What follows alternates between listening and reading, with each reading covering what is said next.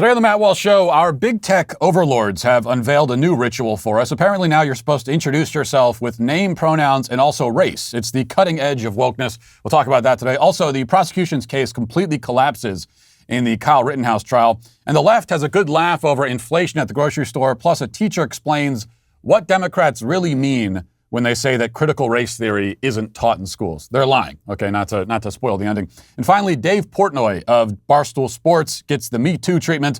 We'll talk about all that and more today on the Matt Walsh Show.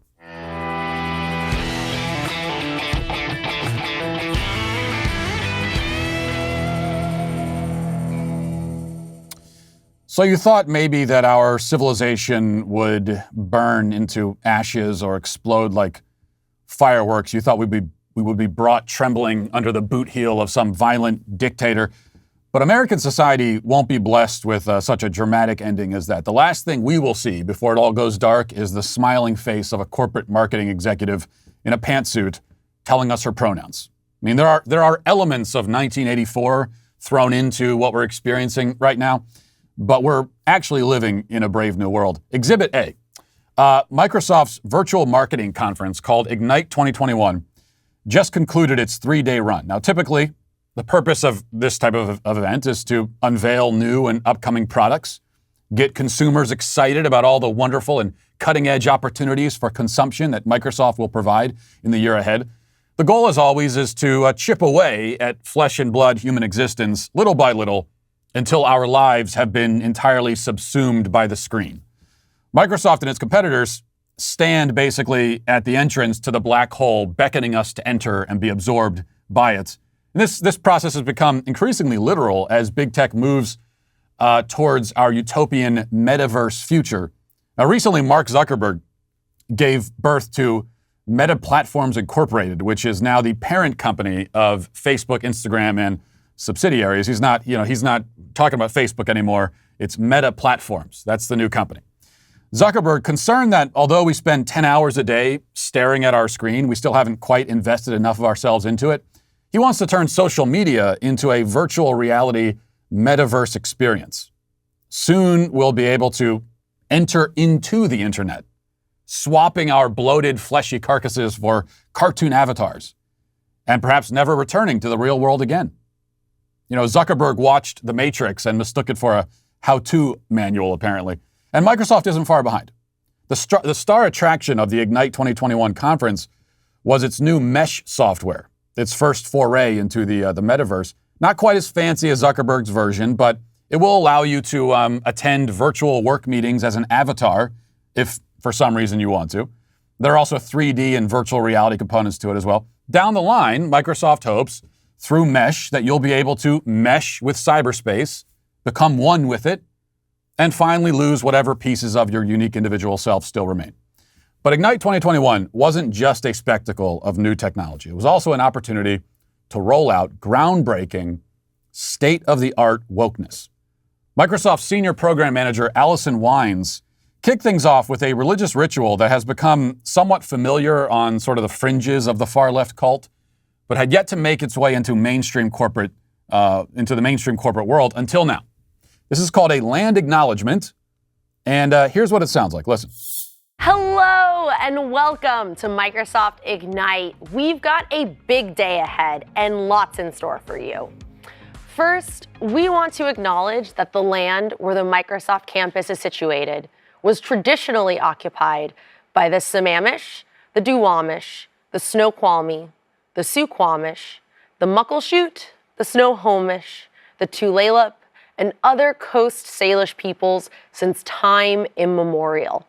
A people that are still here, continuing to honor and bring to light their ancient heritage. My name is Allison Wines. I'm a senior program manager in our developer tools division. I'm an Asian and white female with dark brown hair wearing a red sleeveless top. And I'm Seth Juarez, program manager in the AI platform group. I'm a tall Hispanic male wearing a blue shirt, khaki pants. Today we kick off 2 days of learning more about the latest solutions, exploring how these key innovations can empower you to do great things, and connecting with peers from around the world. Truly the most embarrassing. I didn't think it could be topped, but this is the most embarrassing and cringy thing that we've seen from Microsoft since their Windows 95 rollout, which if you've never, can we just play a quick clip of that? This was the Windows 95. Any opportunity to play this for a minute? This, somehow what you just saw is more embarrassing than this. Their Windows 95 rollout of it's a lot of dad dancing going on up there. Way too much of it. Looks like they're having some sort of medical emergency. And there's Bill Gates. My God. I can't keep watching. Turn this off, okay? That's as much of that as I can see. Actually, what we just saw with Allison Wines was not quite as embarrassing, but almost. They almost got there. Now, I mean, but how could any marketing conference commence without first paying homage to the honorable Muckleshoot people, all 14 of them? Obviously, you have to start with that. And this is empty posturing, of course. You'll note how Microsoft acknowledges that the land allegedly belongs to these tribes and yet chooses to still remain on that land.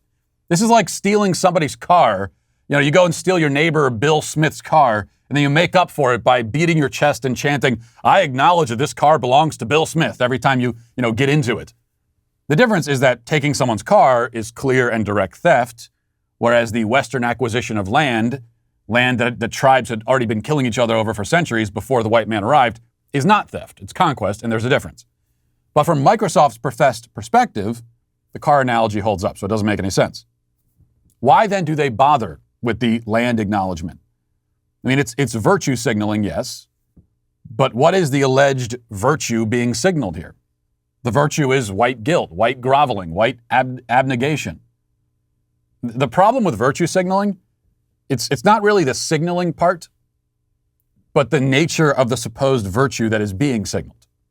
Speaking of which, you no doubt noticed that she also, after doing the land acknowledgement, she also identified herself by her race, white Asian, whatever that's supposed to mean, and other physical descriptions. This is a verified thing now. This is what they're doing, or at least our big tech overlords want it to be a thing. Throughout the whole conference, apparently, speakers did exactly this. They identified themselves not only by pronouns, but also by their race and other qualifiers as well. Let's watch a little bit more of that.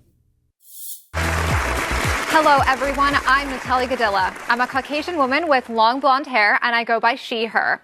I'm a product marketing lead here at Microsoft and co-host of the podcast Security Unlocked with this guy. Yes, that would be me. Hello, everyone. I'm Nick Fillingham. I'm a Caucasian man with glasses and a beard. I go by he, him, and I'm a security evangelist here at Microsoft. Hello, everyone. I'm so glad to be here with you all here. I'm a woman of Indian descent. I have brown hair, brown eyes, and I'm wearing some killer 5-inch heels. Sure are. What? First of all, what is a security evangelist? Also, how do you not mention that you have a mohawk? I mean, you're describing your hair and your physical features. The guy, this is a middle-aged, 45-year-old man with a mohawk, and he doesn't think to mention that. I would think that's the most relevant piece of information. I'm a middle-aged man with a mohawk. Leaves that out of it. That would be like if you had 3 arms, and the only thing you said about yourself is, "I'm wearing a white shirt and I have brown hair." Now, the stated reason for this ritual is that it's meant to help those who are visually impaired. But considering that a fair number of blind people have been blind from birth, you have to wonder how much help you're really giving them by identifying your hair color. I mean, what does color mean to them? And besides, is it necessary to frame your conversation in such a bizarre and intrusive way in order to satisfy a tiny minority, almost none of whom actually asked for this to begin with? Well, yes, that is indeed the leftist way. And here's another question. Why is race relevant anyway? Why do people need to know that information about the speaker in the first place? Even if we're going to introduce ourselves with physical descriptions for the benefit of the tiny percentage of people who can't see it for themselves, why should our skin color be the first thing we mention? I mean, should people on the radio be doing this too? Should the voiceover guy in a cereal commercial start by identifying his race? "I'm a white man with brown hair, he, him, I'm heterosexual, please buy Cheerios." That is indeed where we're headed. And we will be pushed there by people like this at Microsoft and Facebook.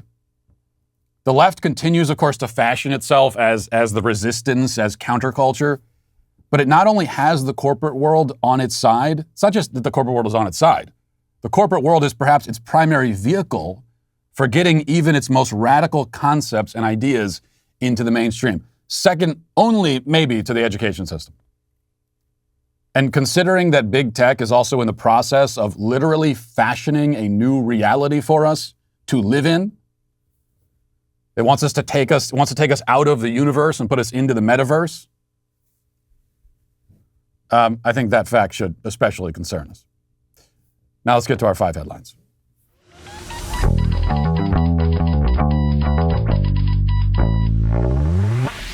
During the COVID-19 era, tech support scams have surged to the top of the list of internet scam threats. Tech support scams are attacks that rely on fear, uncertainty, and doubt. They're designed to trick you into believing something is wrong, and they seek to steal your personal information, tap your bank account, or install dangerous software on your device. Just one of the many threats you face on the internet. A lot of bad actors out there. And that's why it's so important to understand how cybercrime and identity theft are affecting our lives every day. Because every day we do put our information at risk on the internet. In an instant, a cyber criminal could harm what's yours, your finances, your credit. That's why it's so good that there's LifeLock. LifeLock helps detect a wide range of threats. Like, for example, if your information is for sale on the dark web, things that you wouldn't see if you were monitoring your credit score or monitoring your bank account. You're not going to know about many of the other threats that are out there. And if something does happen and your identity is compromised, well, LifeLock has identity restoration specialists on staff who can help you with that as well. If they detect your information, they will send you an alert. Nobody can prevent all identity theft or monitor all transactions at all businesses, but you can keep what's yours with LifeLock Identity Theft Protection. Join now and save up to 25% off your first year by going to lifelock.com/Walsh. That's lifelock.com/Walsh for 25% off. I'm still a little bit shaken and overcoming some trauma that I experienced last night. And there are moments in life where you learn lessons, and you learn them the hard way sometimes. And that happened to me last night. I was with my wife. We were in the kitchen, just talking, having a nice conversation as you do in the kitchen. I pulled out my bottle of Sam Houston 15-year bourbon, which is it's premium bourbon. It's very, very good. Not quite good enough to justify the expense, I'll say that. Like it's a really good B+ A- bourbon, but it had a price point of an A+ bourbon, and it wasn't quite. But it's still very good. That's the point. Premium, really good bourbon. And they make a batch of like 6 bottles, right? And so it's also hard to find. And I was proud of it. And I poured some, and then I said to my wife, "Do you want some of this? You want to try some of this?" So very generous on my part to begin with that I'm going to share it. And she was drinking some tea at the time. But she said, "Oh yeah, sure, pour me a little bit." And I did, and I handed it to her. And then she took that glass and dumped it into the tea. And I stood there. This is a moment where I could say I was literally shaking. I couldn't believe what I just witnessed in front of my own eyes. This would be like if we were at an art museum looking at the Mona Lisa and my wife pulled out crayons and started coloring over top of it. And I said, what, how, why would you do that? What are you doing? You don't put that in tea. She said, "Oh, I wanted to make a hot toddy." I said, "You want to make a hot toddy? You make all the hot toddies you want. I'll go out and buy you some Evan Williams bourbon for $22. Okay, that's what they call a rail bourbon. You go all the way to the bottom rung, and that's where you pull out the stuff to make your hot toddies. This is a top rung bourbon. You don't do that." And then you know what she did? She started laughing. It's like I married the Joker. Okay, this chaos had been brought into our home. I'm in psychological and emotional turmoil, and she's laughing about it. Literally unbelievable. This is like, it's like if I can't even think of a compare. It's like you bring home a $100 cut of sirloin, and then chop it into pieces and cook it well done and serve it in a fajita. Now I can't bring fancy bourbon into the house, that's for sure. What if I had like a bottle of Pappy 23 that for some reason I spent $5,000 on, and then I come home and the whole bottle's sitting there on the counter empty, and my wife says, "Oh, I made a bourbon bundt cake." And people, and I did put this on Twitter, of course, to shame her publicly, as was my duty, and people said, "Well, this is what you get for sharing bourbon with your wife."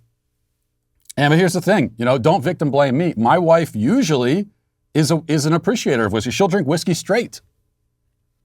That's what made this so gratuitous and egregious. But no more. That's not going to happen again. Okay.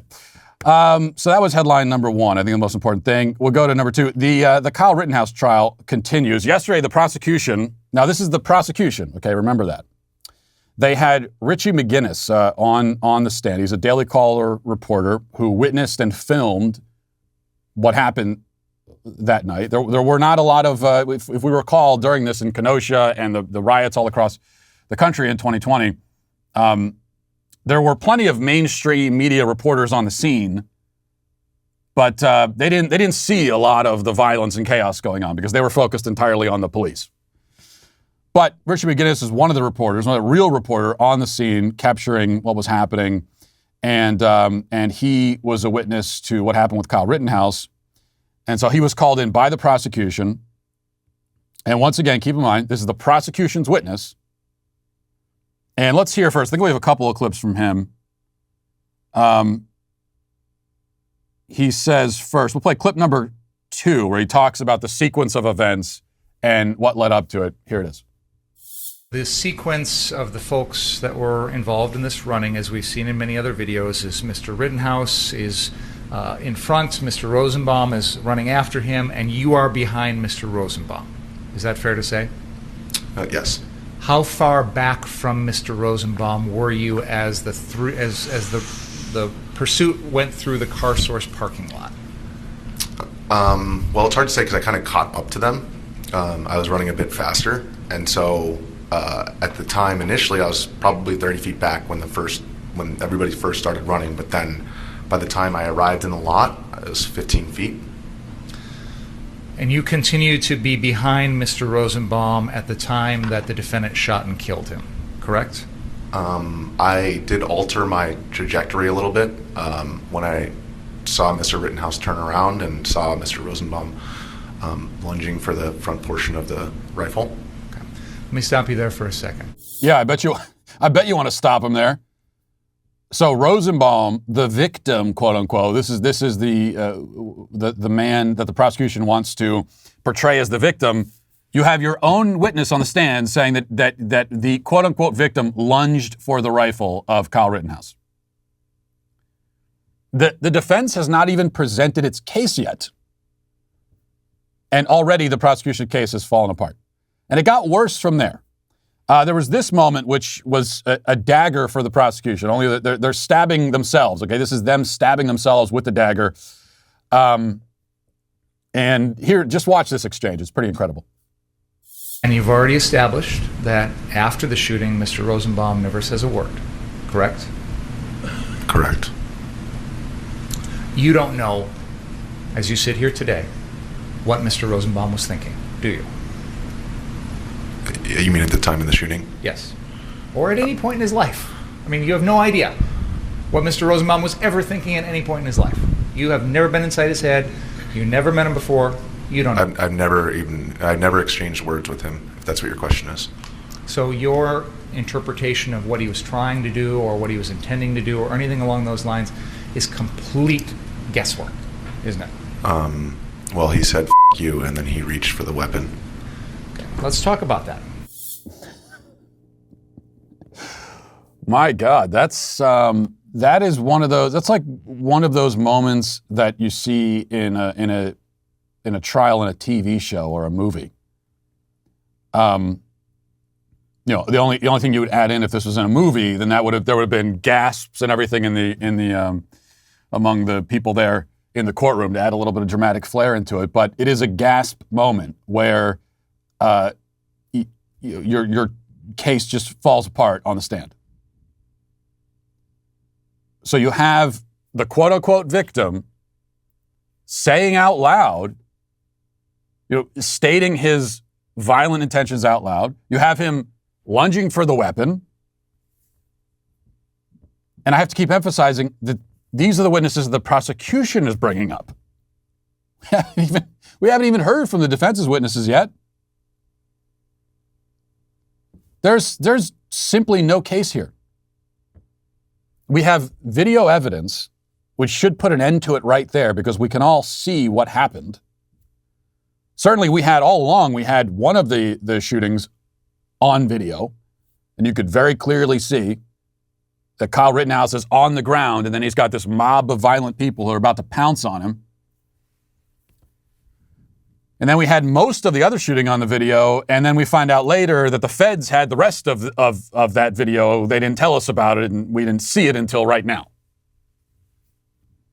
And on top of the video evidence, we also now have eyewitnesses, the prosecution's eyewitnesses, the state's eyewitnesses, who are painting a picture of events that entirely vindicates Kyle Rittenhouse. So when you see this, and you listen to what these witnesses have to say, and you watch the video,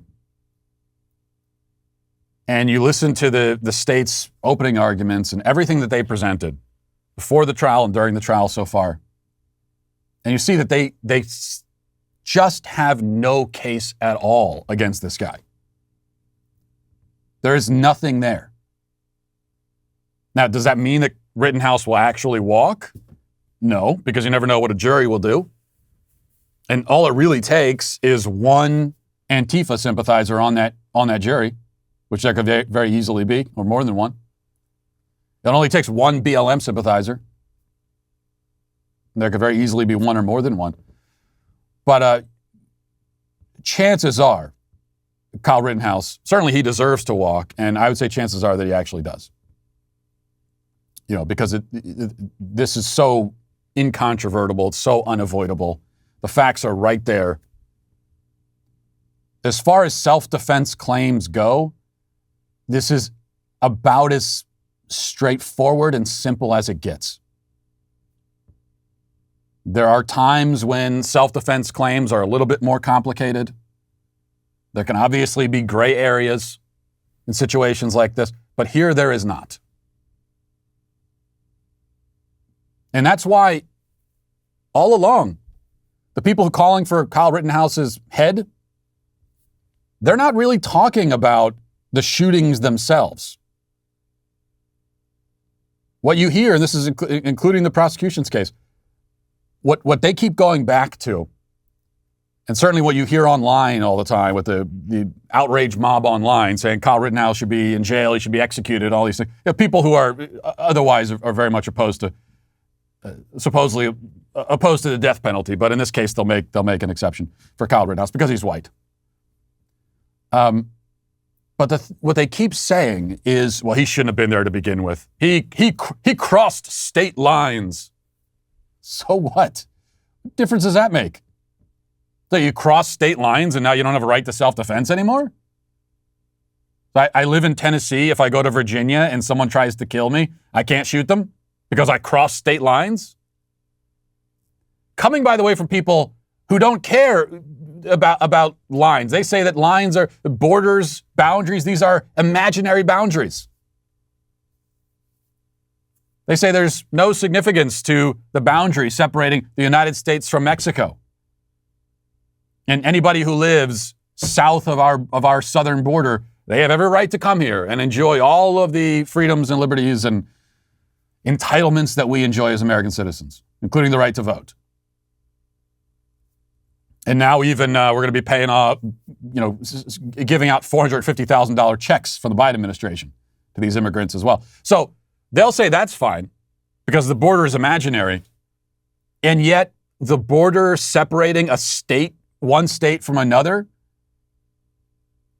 is this magical boundary.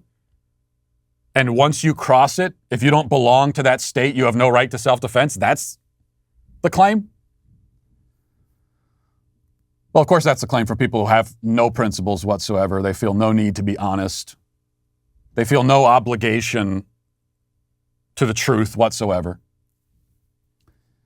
And then as far as him, he wasn't supposed to be there. Nobody was supposed to be there.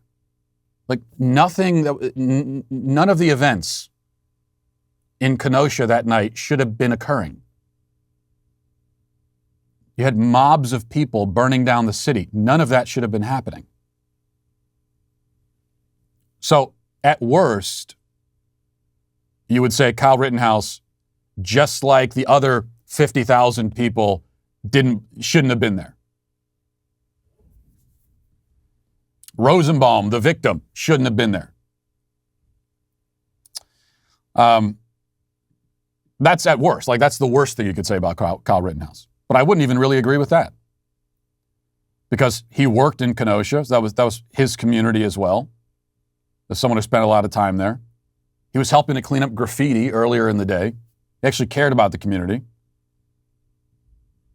And he felt an obligation to go there and do what law enforcement would not do. And when law enforcement refuses to do its job, or is not allowed to do its job, or some combination of the two, then you're going to have some citizens who feel called to step in and fill that gap. And that's what Kyle Rittenhouse did. But whether he should or should not have done that, whether he should or should not have been there, whatever that means, he still has a basic right to self-defense.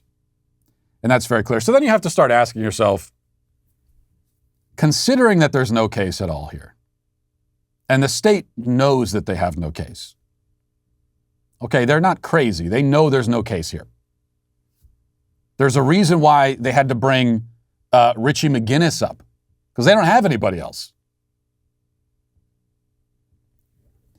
So then you really have to ask, what are they trying to achieve here? You have to start asking yourself, do they want more riots? Is that what this is about? Because you're going to get them.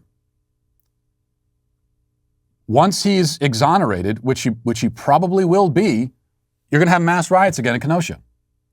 Antifa and BLM, they've already promised that. They've stated that ahead of time.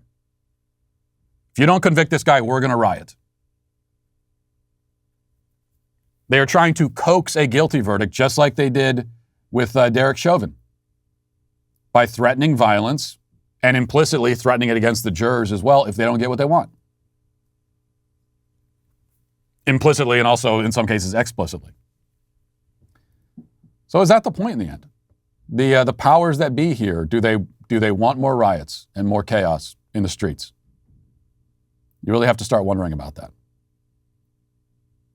I mean, you could also theorize the other way and say that they're trying to appease the mob, and that's the reason they arrested and charged them to begin with. But they would also have to know that this appeasement is very temporary. I mean, there would have been additional rioting had they never charged him at all. But that would have all happened back last summer when they were rioting anyway. So they could have said right then, look, there's no case here. This is self-defense. We're not going to charge him. The left would have been very upset about it. There would have been, it would have put some more literal fuel on the fire, but it's a fire that was already burning at that point. And we would have all long since moved on by now. Now what you've guaranteed once he's exonerated is that you're going to have mass rioting along the lines of what we saw last summer, if not worse. Is that the intention? Is that what they actually want? Again, you have to really wonder. Okay, let's move on to this. We keep hearing that critical race theory isn't being taught in schools. This is what we heard in Virginia. This is the case that Terry McAuliffe makes. This is what the media keeps saying. Critical race theory. Sometimes they say it doesn't exist. It's a boogeyman invented by the right, which is a problem because there have been actual books written with critical race theory in the title by the people who came up with this theory and are promoting it. But even if it exists, what we're told is it's not taught in schools. And the thing is, that's true in a certain way. It's true, but it's sometimes you can lie while telling the truth. You can tell the truth in a way that is intentionally misleading. And here we have a public school teacher in Indiana explaining what it really means when they say that critical race theory isn't taught in schools. Let's listen to that. I'm the science coach and admin in the largest public school district in Indiana. I'm in dozens of classrooms a week, so I see exactly what we're teaching our students. When we tell you that schools aren't teaching critical race theory, that it's nowhere in our standards, that's misdirection. We don't have the quotes and theories as state standards per se. We do have critical race theory in how we teach. We tell our teachers to treat students differently based on color. We tell our students that every problem is a result of white men, and that everything Western civilization built is racist. Capitalism as a tool of white supremacy. Those are straight out of Kimberly Crenshaw's main points, verbatim in Critical Race Theory, the writings that formed the movement. This is in math, history, science, English, the arts, and it's not slowing down. If students of color have lower reading scores, it's because of inequity. Therefore, we take from the white students and give to the colored students. That's Richard Delgado, straight out of CRT and Introduction. All teaching is political, with reality and facts taking the back seat. That's Dr. Gloria Ladson-Billings, who outlined how she saw critical race theory fleshed out in public schools in 1995. When schools tell you that we aren't teaching critical race theory, it means one thing. Go away and look into our affairs no further. It isn't about transparency, it isn't about cultural relevance, it's race essentialism, painted to look like the district cares about students of color. We call it anti-racism, so you feel bad if you disagree with our segregationist pedagogy.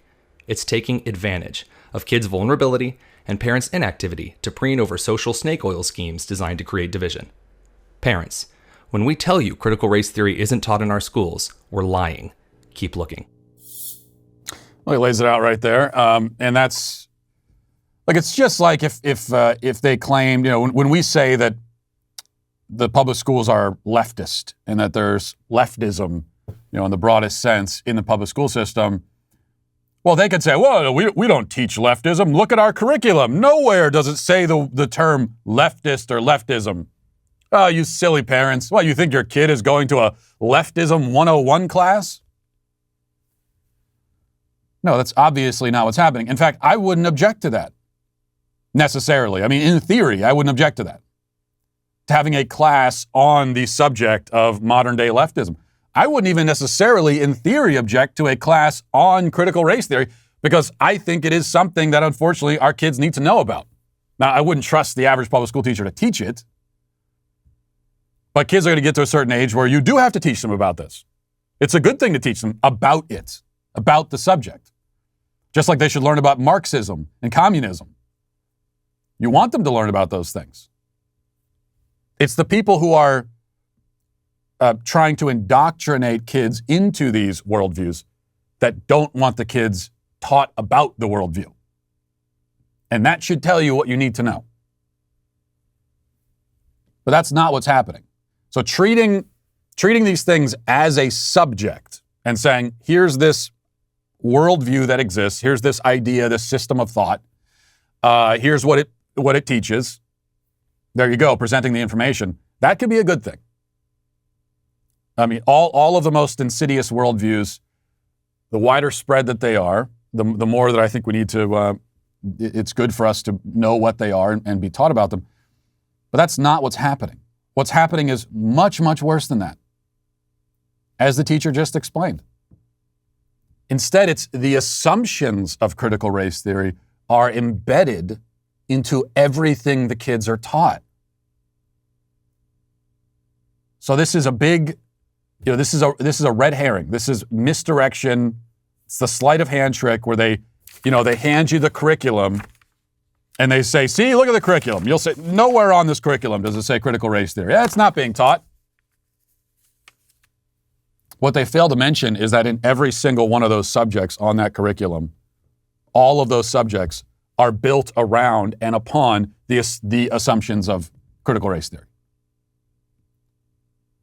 That white people are inherently racist, that all of our historical ills and all the historical evils are all the result of white people and Western expansion, that it's not even possible to be racist against white people because racism equals is whatever, prejudice plus power.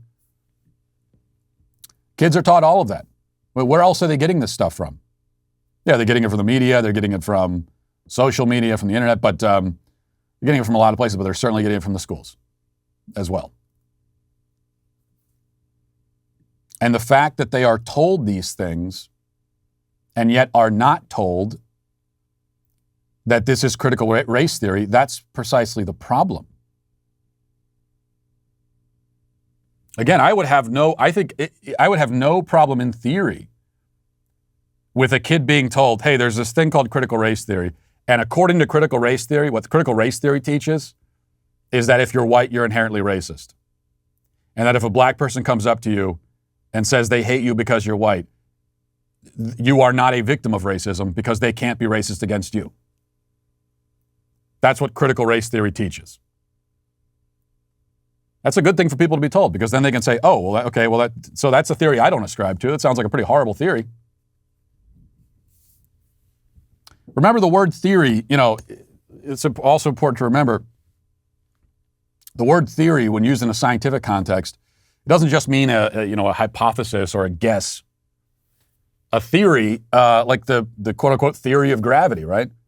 It's a system for explaining what you see in the physical world. That's what a theory is in science.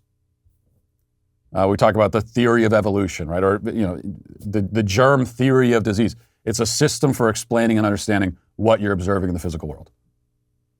Critical race theory positions itself as a theory in that way. It's a system of explaining and understanding not what we see in the physical world, but what we see in human society.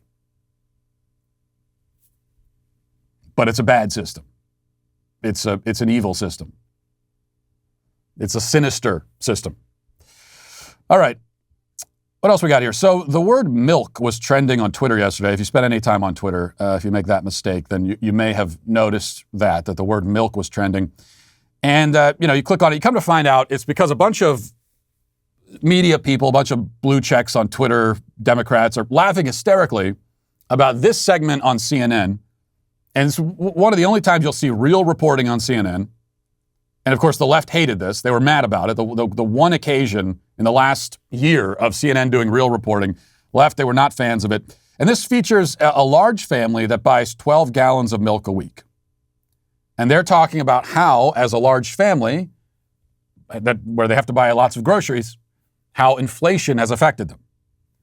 But the left, they thought this was hilarious. Lots of dunking on this, lots of verified media people finding it very funny. Who drinks 12 gallons of milk? LOL. Well, some people do. Some families do. And just like this family. Let's watch. And the other thing that inflation is affecting right now is food prices. These are things that you have to buy. So I went to Kennedale, Texas to go shopping with a family to talk about what this actually means to live in America right now. All right, let's go tackle this. What does inflation mean for American families? This is the story of the Stottlers' weekly shop. Good to see you guys. Good to see you. We have 2 biological kids, and then my wife and I have a big heart for adoption, so we adopted a sibling group of 2, then 3, then 1, and then we have a kid living with us right now who's kind of in a foster situation. It feels like money isn't going as far as it used to. Okay, let's see what we can do. I think probably in June, it was about $1 was worth $1. So now that $1 is worth about 70 cents. All right, now we're moving on to dairy, which is right there. We started seeing everything going up. Grocery prices went up. Gallon of milk was $1.99. Now it's $2.79. Well, when you buy 12 gallons a week times 4 weeks, that's a lot of money. That's what I'm talking about. Thanks, brother. Yeah. Almost everything you need to know about the modern left can be summed up in the reaction to that report, which again was it was outrage at CNN for reporting on this at all, and also mockery of this family for drinking 12 gallons of milk a week and finding it very, very funny and hilarious. And because these are all childless people, or they come from, or they were growing up, they were single children, and one child homes, and now they don't have any children. And so what it's like to have a big family, it's totally foreign and alien to them. I come from a relatively large family. I've got 5 brothers and sisters, which there was a time in Western civilization where that wouldn't even qualified as a big family. But now it is. Now you're like a circus. You're like a circus act if you have that many kids in your family. I'm almost at that level now. We only have 4 kids. And we go places and people look at us and say, wow, all those kids, you really got your hands full. I can't believe it's 4 kids. What are you talking about? This is not one of, my sister has 10 kids. Okay. This is in my family. This is nothing. We're starter level in terms of the size of the family, but that's how they see big families. They see big families as a funny sideshow act. And they look on it with a mixture of mockery and also disgust. And so to them, the trials and tribulations of, a big family, it's funny. And it's also irrelevant. to their lives. Yeah, that adds up. I mean, this is also a family. How did they end up with 9 kids? Well, they had 2 or 3 kids of their own, and then they adopted kids. And they not only that, but they adopted whole families of kids rather than breaking up siblings, which is what can happen in the adoption system. It's very tragic. They brought in all the siblings. So you would think, or I guess you wouldn't think, but what we ought to have is an immense amount of respect for that. And so, yeah, when you've got a large family and you're not rich, the fact that prices on things like milk have been skyrocketing, that can be devastating because you have to buy food. That's an actual need. And yeah, anyone who actually has a kid, or certainly more than one kid, knows that they can go through a lot of milk. I mean, even with 4 kids, I'm not sure how much milk we go through, but it's a lot more than you would think. Kids just run through that stuff. They drink a lot of milk. You've got, they eat a lot of cereal. But to the left, it's all quite funny. And now what they've decided, they're treating the inflation story as some sort of like conspiracy theory. And so they were online yesterday trying to debunk the idea that there's inflation. But once again, if you're a real person and you go shopping and you go to the grocery store, and especially if you're a middle-class family and the budget's pretty tight, there is no escaping the reality here. I'm able to hide from it a little bit because my wife does most of the grocery shopping. But even before this inflation kicked in, anytime I was enlisted to go do the grocery shopping, it's always a little bit of a shock to the system to see how expensive all this stuff actually is. And now even more so. All right. We will jump ahead now into our comment section. Do you know their name? They're the Sweet Baby Gang. Nick Burden says, is there a way I can support the Daily Wire without purchasing a subscription? I fully believe in what the DW is doing. Last year I was a little bit of a leftist, but thanks to Matt and Ben, I'm converted. I want to support the DW, though I don't think I would ever actually use a subscription. Well, you can send me cash directly. Just put it in an envelope and send it right to me. No, just kidding. Don't do that. Well, just get the subscription. That's what you can do. All right? Be a team player. A Body in Progress says, Matt, you acknowledge that humanity needs to see and interact with each other. Then you denounce speaking out loud to another human being on the phone in favor of texting. I much prefer actually talking to someone over texting him or her. Okay, but this is not, it's not like talking on the phone is some ancient traditional form of communication. I think the phone is part of this severing of human connections. It's part of the problem. It began this process. And it's not the same for me. I don't know. You either understand it or you don't. And there are some people who they love talking on the phone. I cannot understand that at all. But I can tell you I am not alone. And for people like me, talking on the phone, I don't know how else to put it other than it is physically almost painful to talk on the phone to somebody. And it's hard to explain exactly why. I think I explained it a little bit yesterday. Because it's conversation devoid of body language. A lot of they say whatever percent, just 70, 80, 90% of human communication is through body language and other nonverbal signals we send to each other. Well, you're taking that out of it completely and yet still trying to have a conversation. Now, at least through text message, you're sending a message. You have a point that you want to make, you send it, and that's it. But trying to carry on a conversation without any of those other signals is, for me, deeply uncomfortable. And it adds a certain sort of intensity to it. And then there's also the problem of, as I said, there's no room for pauses. And if you think about it, when you're sitting like in your living room with somebody, or like when I was in the kitchen with my wife last night talking to her until she traumatized me by wasting the whiskey, you're talking and then there's a little bit of a pause and then you talk some more and that's okay. But with a phone conversation, you're not allowed to do that. And that's the problem. All right. Alina says, Matt, I was not here when SBG started. What happened?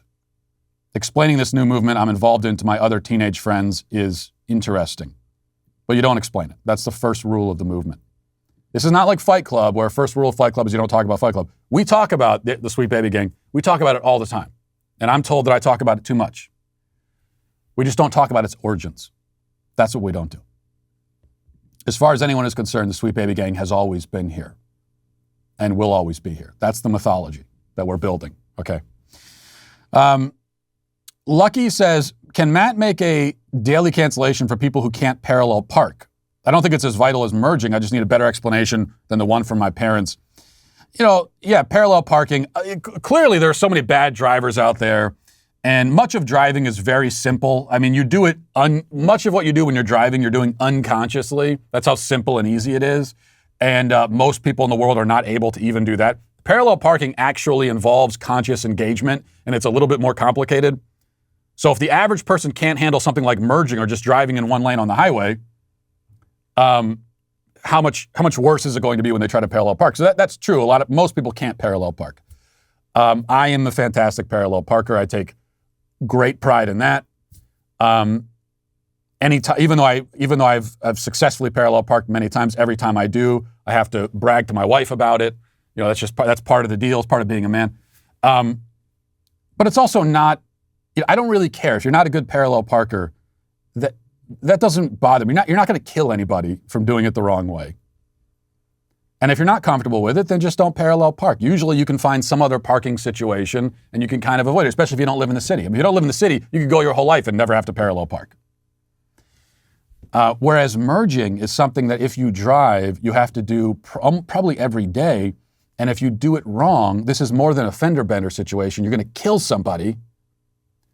And that's why that should be. But I remember when I don't know if this is how it still works. When I took the driving exam, the grand finale of the driving exam, the actual physical driving exam where you're sitting in there with the person with the clipboard, and it seems, do they still do driving exams? The evidence on the road would seem to indicate that they don't. But when I was, 16, you take the driving exam, and parallel parking was the grand finale. It was the main thing you had to execute on the driving exam. They had to make sure you could do a 3-point turn, that you knew how to stop at a stop sign, and then can you parallel park? And that's it. That's all they did. No, take that out of it. Again, you could go your whole life and never have to do it, depending on where you live. Take that out of it and put merging in the driving exam. Although that is maybe somewhere where maybe you do the merging in a virtual reality metaverse situation so that, we're not losing driving instructors left and right to car accidents. Let's see, what else do we got? Steve says, come on, man, cherry, that's so last decade. Let's go orange for Kool-Aid. Or could I get behind grape, I suppose? The Gray Rooster says, grape is the best Kool-Aid flavor. There's no denying this universal absolute truth.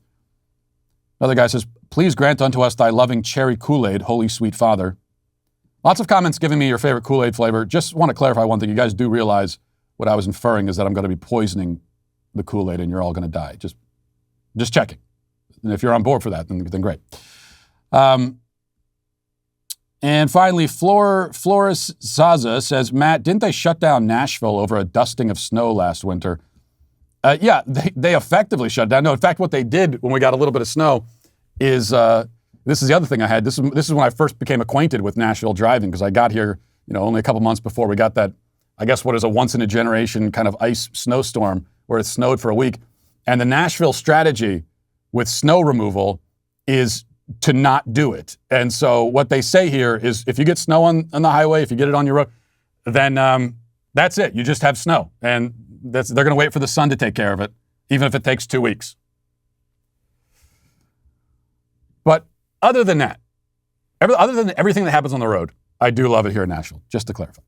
Now, as you may or may not be aware, the Daily Wire filed a lawsuit against the federal government yesterday. We talked about that on the show. Why? Because in an authoritarian, anti-American move, the Biden administration has ordered that large employers must require their employees to be vaccinated against COVID-19 or submit to regular testing. Daily Wire's lawsuit was filed by the Dillon Law Group and Alliance Defending Freedom in the U.S. Court of Appeals in the Sixth Circuit. The lawsuit alleges that the Biden administration lacks constitutional and statutory authority to issue the employer mandate, and that the mandate failed to meet the requirements for issuing a rule taking effect immediately without the normal process of considering public comments. This mandate is absolutely unconstitutional, and we're not standing for it here at the Daily Wire. We're not going to simply complain about it, but then go along with it, because then the complaints mean nothing at all. Our employees deserve to keep their medical history private, have autonomy over their own bodies, and honor any of their religious beliefs. We stand with our employees' rights as we do with the rights of every single American. The Biden administration has warned that any companies that do not comply with this federal overreach could be fined as much as $136,000 per violation, which is why we need your help. If you're not a member yet, please consider joining us today. If you go to dailywire.com/subscribe right now, enter code do not comply at checkout, you'll receive 25% off your membership. You can be part of the team, and you can help us in our fight against this unconstitutional mandate. Now let's get to our daily cancellation. So Dave Portnoy, who's the founder of Barstool Sports, was, you might say, destined for a Me Too moment. He's a single man. He's famous, wealthy, most crucially, not a leftist. And I'm not sure what his political philosophy is or if he has one, but it's clear at least that he's far from woke by the current standard. And it's likely this last fact that compelled Julia Black, who's a reporter for Business Insider, to embark on a quest to uncover a Portnoy sex assault scandal, one way or another. Now, previous attempts had been made to cancel Portnoy for jokes he'd said in years past, before jokes became illegal, and other comments and things that he made. But those cancel campaigns were easily swatted away. Those sorts of cancelings can always be diffused if the target has any semblance of a spine, a modicum of self-respect. For those sorts of things, you can always just ignore them, refuse to bend to them, and you'll be fine. But a Me Too thing, a Me Too onslaught, is a different beast entirely. And that's why Julia Black spent, as she admits herself, 8 months trying to organize one for Dave Portnoy. Now, as it turns out, it would seem that there wasn't really a Portnoy sex assault scandal to be uncovered. Much to the chagrin of Julia Black at Business Insider, based on the story, Portnoy has never raped anyone. He's never raped anyone, but if the allegations are true, he has had at least a few weird and uncomfortable liaisons. And that's enough to justify a 4,000-word expose with a scary-sounding headline. The headline is, "I was literally screaming in pain. Young women say they met Barstool Sports founder Dave Portnoy for sex, and it turned violent and humiliating." Now, if you want to read the rest, you have to become a Business Insider subscriber. But don't worry, senior politics reporter Grace Panetta tweeted hours after the article was published that Business Insider is offering a great discount on premium subscriptions. Pay now and you can read all about the Dave Portnoy allegations. Dave Portnoy is a dangerous sex criminal. Become a subscriber and read more about it. Of course, if you don't want to pay, you can share the article anyway with its screaming headline, and that'll do just fine as well, and lots of people did that. Now, personally, I wasn't interested in either of those options, so I accessed the article without paying. I have my ways, and promptly discovered that it is one of the more transparent hit pieces that we've seen published on the internet in quite some time. It begins with a story of Madison, 20 years old, who messaged Portnoy on Instagram last summer. And some of the details here are going to get a little bit graphic, warning you ahead of time, but it's necessary to understand the story here. So they quickly began talking about sex, and she was happy to reveal that she has a, quote, rape fantasy where I don't have any control of what's going on, unquote. But Madison did make sure to stipulate that she has to be pretty comfortable with a guy before she'll act out her rape fantasies with him. And shortly after this exchange, she boarded a flight to come visit Portnoy at his mansion in Nantucket. Now, Madison made it to his house in the afternoon. She complains that Portnoy was boring and grumpy. Now, it's not often that a victim takes the time to lodge these kinds of complaints. In the case of an actual sexual assault, the assailant's grumpiness is hardly worth mentioning. So the fact that those details are added already makes you a little bit suspicious. After dinner, having known Portnoy in person for about 3 hours, she began performing oral sex on him. He filmed it. She did not object. Now, she says now that she didn't want him to film it, but she was too scared to tell him to stop. And that's when things escalated, she says. Quoting now from the article, says, "From there, things escalated until, as Madison put it, quote, I felt like I was just a human sex doll.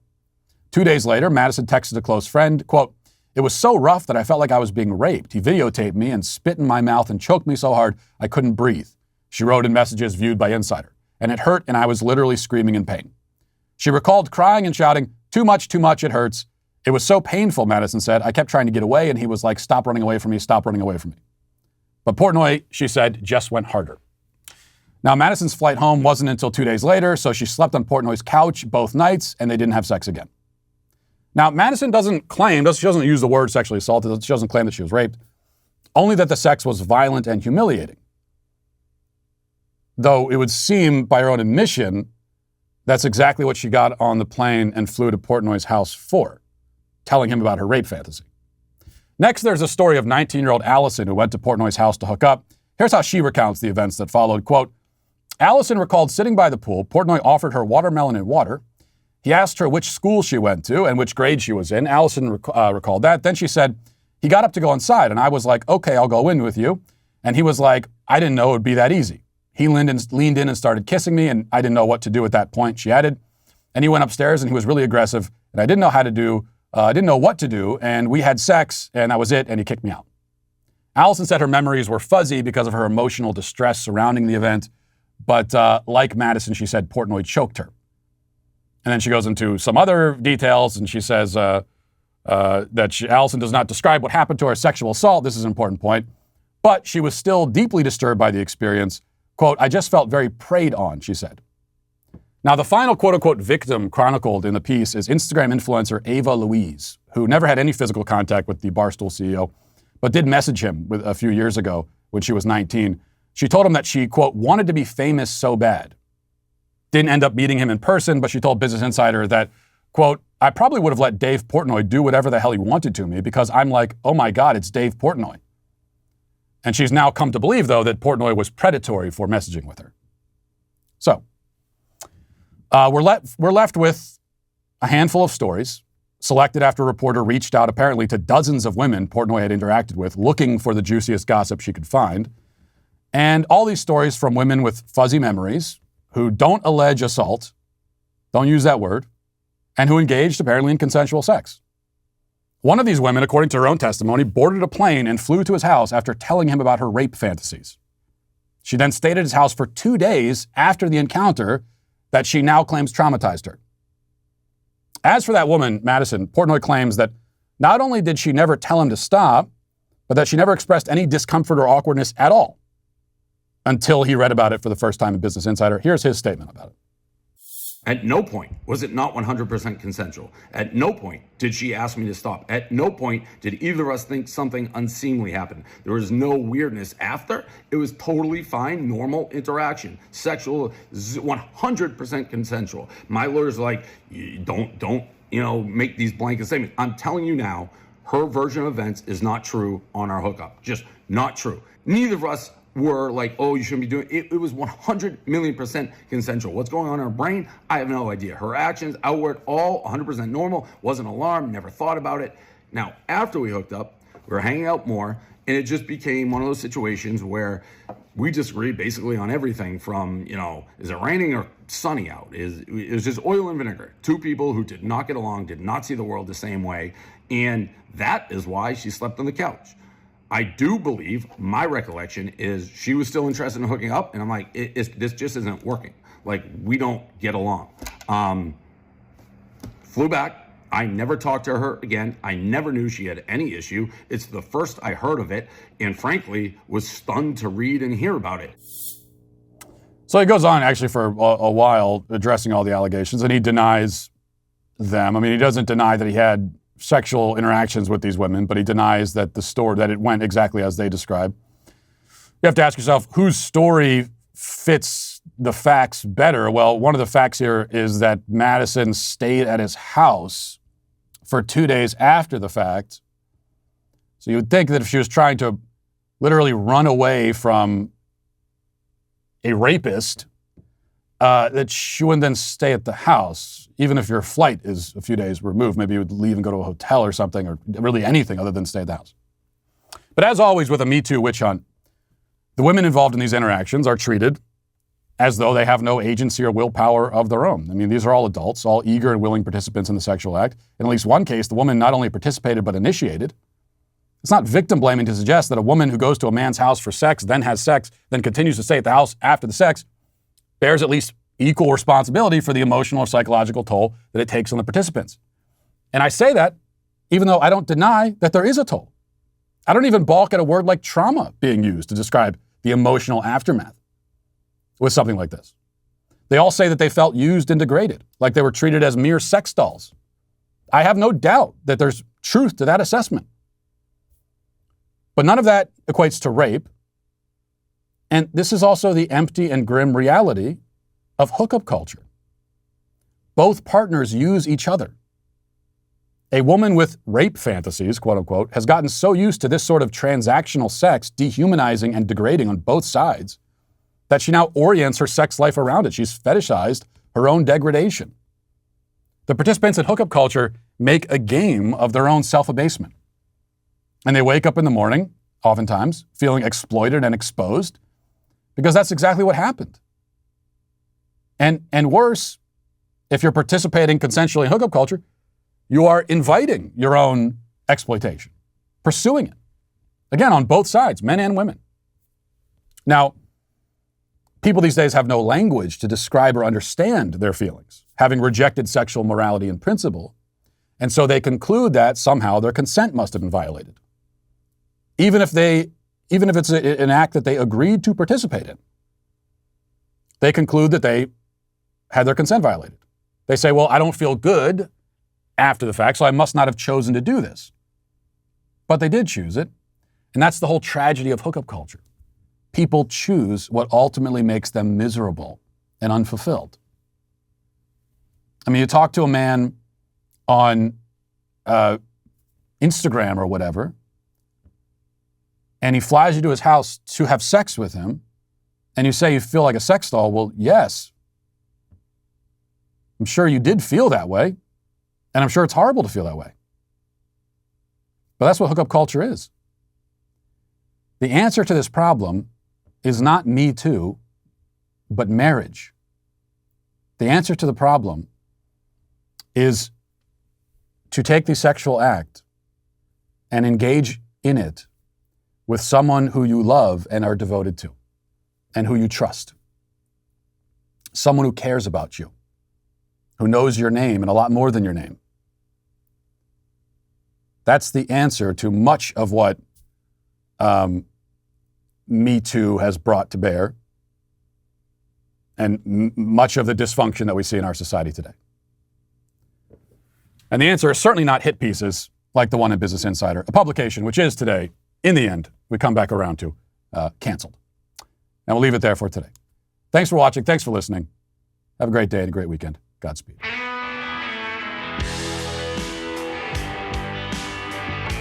The Matt Walsh Show is produced by Sean Hampton, executive producer Jeremy Boring. Our supervising producer is Mathis Glover. Our technical director is Austin Stevens. Production manager Pavel Vodosky. The show is edited by Ali Hinkle. Our audio is mixed by Mike Coromina. Hair and makeup is done by Cherokee Hart. And our production coordinator is McKenna Waters. The Matt Walsh Show is a Daily Wire production, copyright Daily Wire 2021. Hey everybody, this is Andrew Klavan, host of The Andrew Klavan Show. You know, some people are depressed because the Republic is collapsing, the end of days is approaching, and the moon's turned to blood. But on The Andrew Klavan Show, that's where the fun just gets started. So come on over to The Andrew Klavan Show and laugh your way through the fall of the Republic with me, Andrew Klavan.